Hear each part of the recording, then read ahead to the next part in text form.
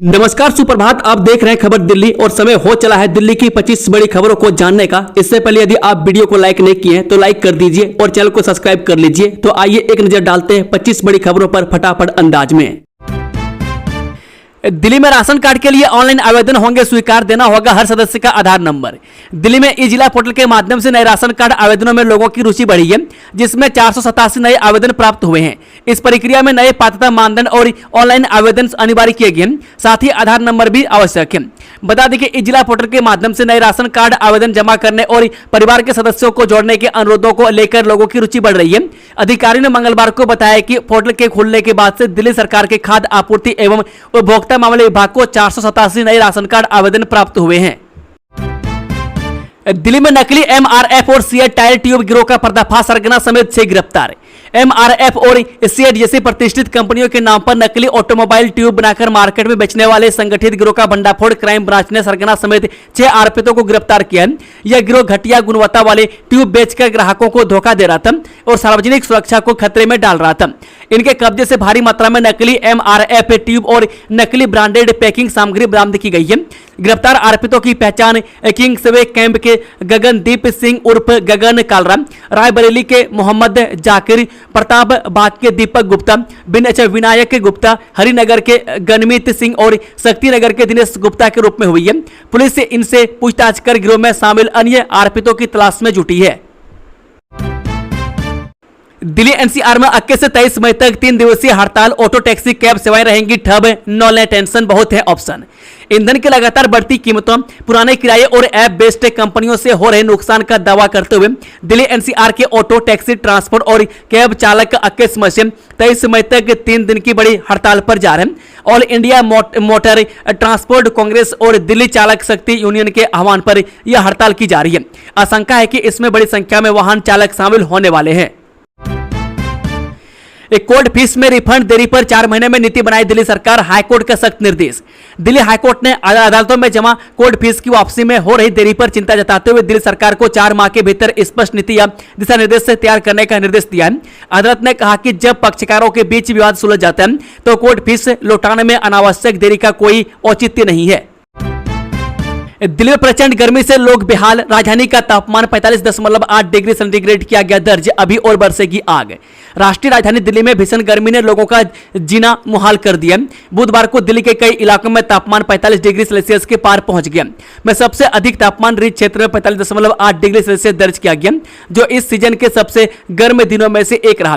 मौसम विभाग के अनुसार आने वाले दिनों में भी भीषण गर्मी और लू लोगों को सताएगी।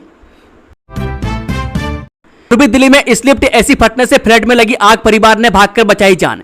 पूर्वी दिल्ली के जीटीबी एनक्लेव में एक फ्लैट में स्लिप्ड एसी फटने से आग लग गई। हादसे के वक्त घर में मौजूद परिवार ने भागकर अपनी जान बचाई। पुलिस मामले की जांच कर रही है।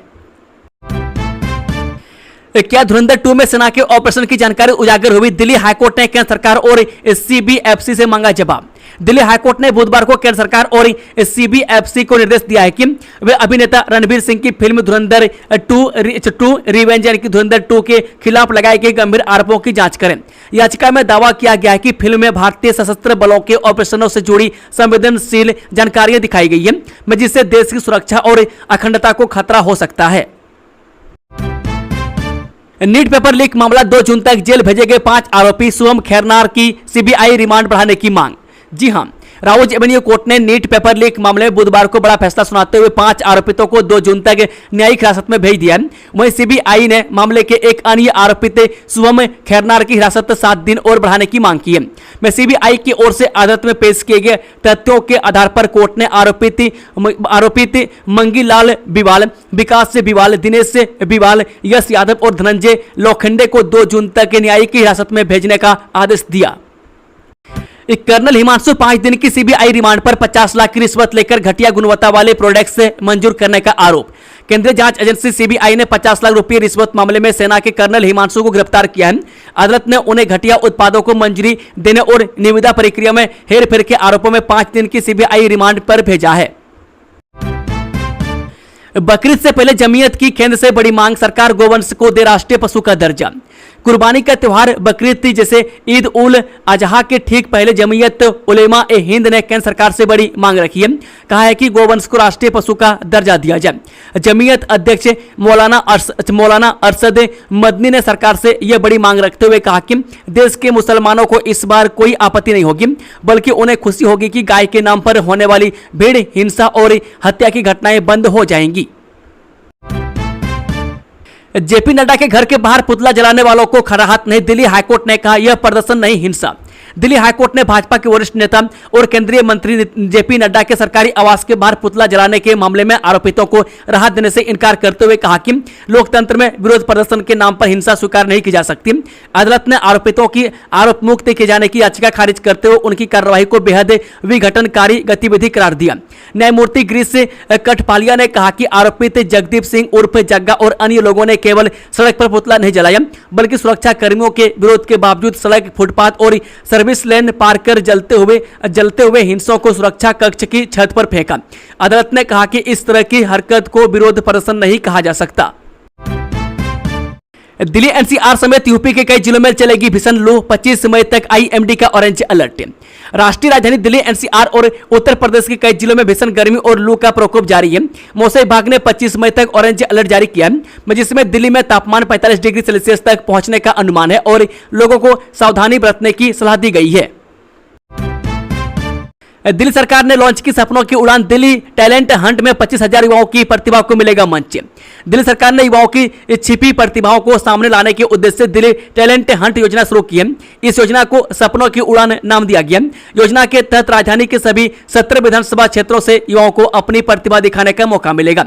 योजना के शुभारंभ के दौरान रेखा गुप्ता ने कहा कि सरकार लगातार इस दिशा में काम कर रही है, ताकि दिल्ली के युवा अपनी क्षमता, रचनात्मकता और मेहनत के दम पर नई पहचान बना सके। ईंधन बचाने के लिए दिल्ली सरकार का पहला वर्क फ्रॉम होम लागू, सीएम और ज्यादातर मंत्रियों ने घर से किया काम। दिल्ली सरकार ने ईंधन बचाने के लिए मेरा देश मेरा योगदान अभियान के तहत अपना पहला वर्क फ्रॉम होम दिवस लागू किया। मुख्यमंत्री रेखा गुप्ता और अधिकांश मंत्रियों ने घर से काम किया, जिसका उद्देश्य ईंधन की खपत और सड़क पर वाहनों का दबाव कम करना है। नलों से आ रहा बदबूदार पानी, दिल्ली जल बोर्ड के चक्कर काटकर थके लोग, बलबीर नगर में 2 महीने से हाहाकार। पूर्वी दिल्ली के बलबीर नगर में पिछले 2 माह से सीवर युक्त गंदे पानी की आपूर्ति से स्थानीय लोग परेशान हैं, जिससे बीमारियों का खतरा बढ़ गया। शिकायतों के बावजूद दिल्ली जल बोर्ड और जनप्रतिनिधियों द्वारा समस्या का समाधान न होने से निवासियों में आक्रोश है। वहीं करदमपुरी वार्ड स्थित बलबीर नगर इलाके में पिछले करीब 2 माह से सीवर युक्त गंदे पानी की सप्लाई होने से स्थानीय लोग भारी परेशानी का सामना कर रहे हैं। दूषित पानी की वजह से क्षेत्र में बीमारियों का खतरा बढ़ गया है और लोगों में दिल्ली जल बोर्ड के प्रति नाराजगी लगातार बढ़ती जा रही है। स्थानीय निवासियों का आरोप है कि कई बार शिकायत देने के बावजूद समस्या का समाधान नहीं किया जा रहा है और लोग दूषित पानी पीने को मजबूर हैं। दिल्ली में वकीलों की हड़ताल पर अदालतों का एक्शन, कोर्ट का समय बर्बाद करने पर ठोका जुर्माना, चेतावनी भी जारी। जिला अदालतों में सोमवार को वकीलों की हड़ताल के बीच कई अदालतों ने मामलों में स्थगन देने से इनकार करते हुए सख्त रुख अपनाया। विभिन्न अदालतों ने गैर हाजिरी और कार्रवाई में देरी को लेकर पक्षकारों पर 2,000 रुपये से लेकर 30,000 रुपये तक का जुर्माना लगाया।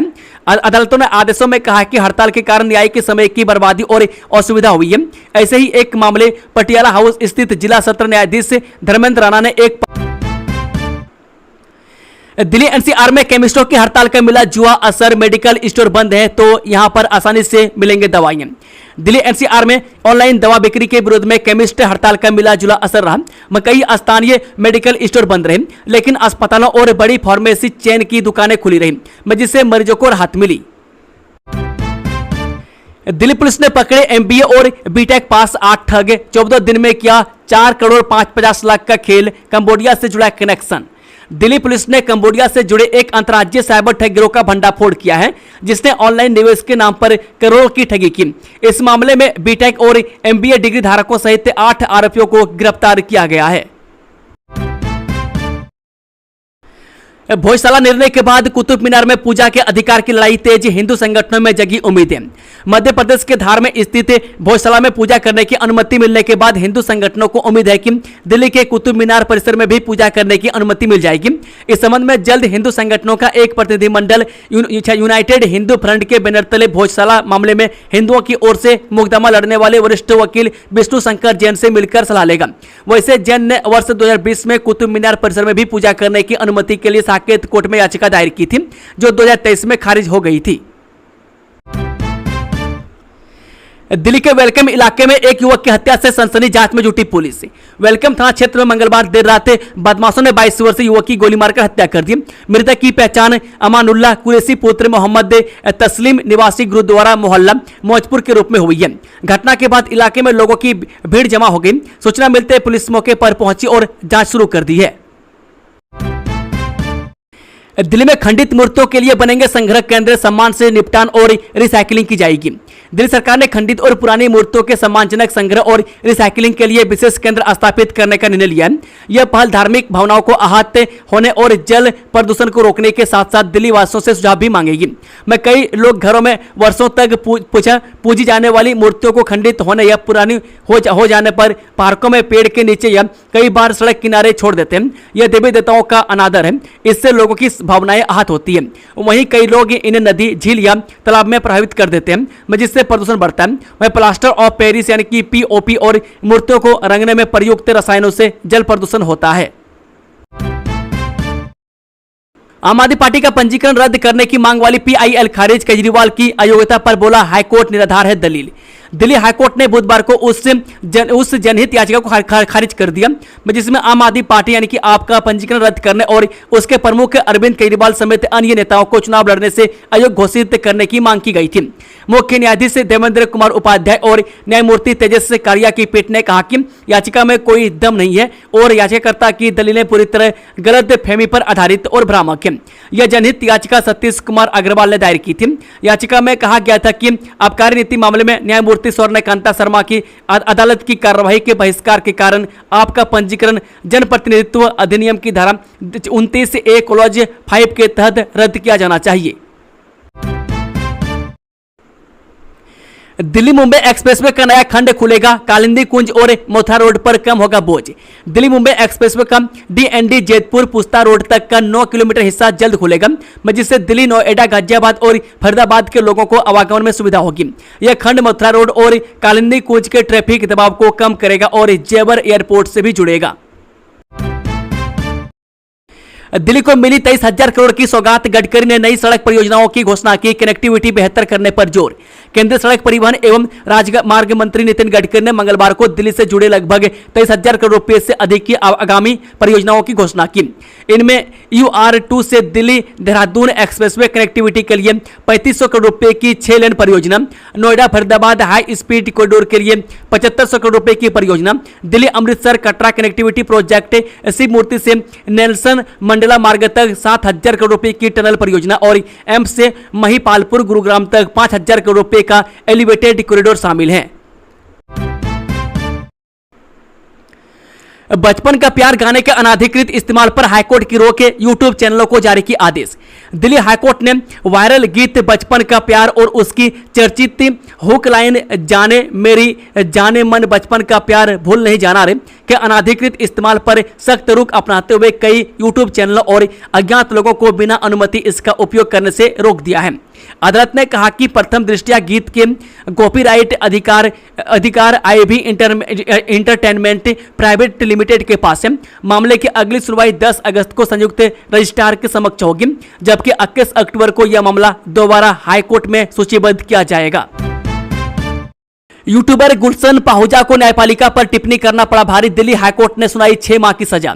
दिल्ली हाईकोर्ट ने फाइट फॉर जुडिशियल रिफॉर्म्स नामक यूट्यूब चैनल चलाने वाले गुलशन पाहुजा को अदालत और न्यायिक अधिकारियों पर आपत्तिजनक टिप्पणियां करने के मामले में 2 आपराधिक अवमानना मामले में 6 माह की साधारण कैद की सजा सुनाई है।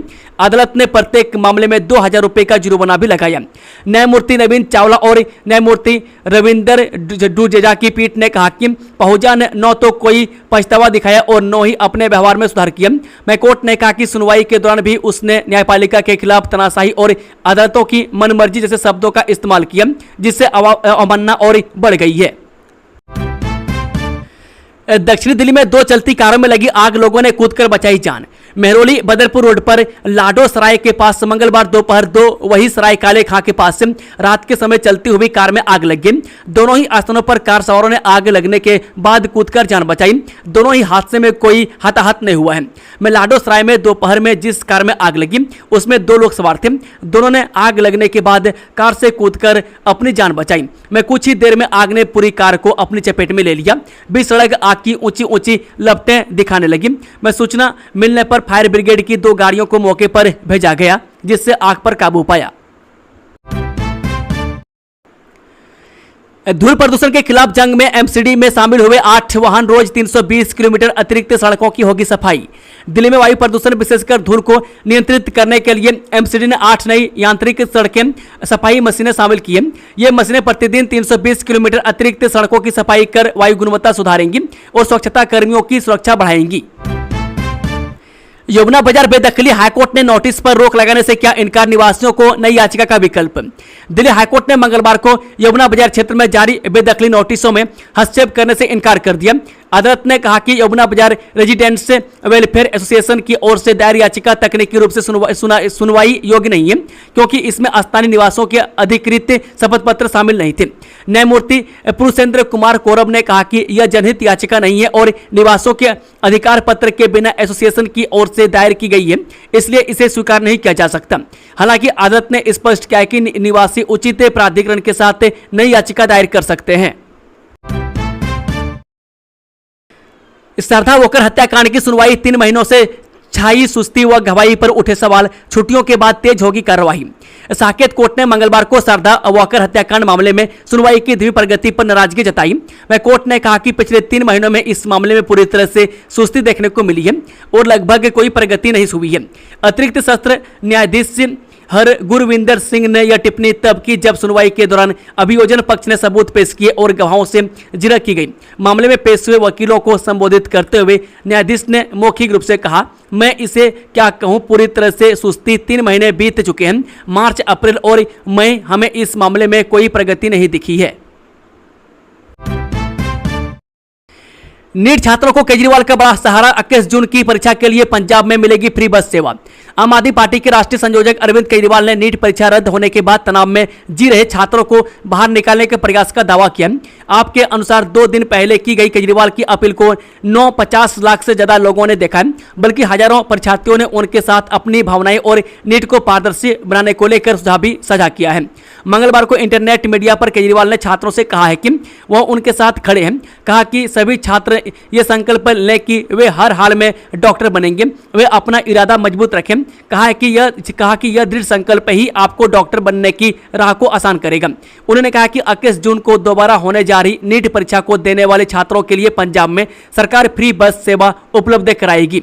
दोस्तों खबरों का सिलसिला समाप्त होता है। अगर जानकारी पसंद आई तो वीडियो को लाइक, शेयर, चैनल को सब्सक्राइब जरूर कर लें। Thank you, all the best. जय हिंद, जय भारत।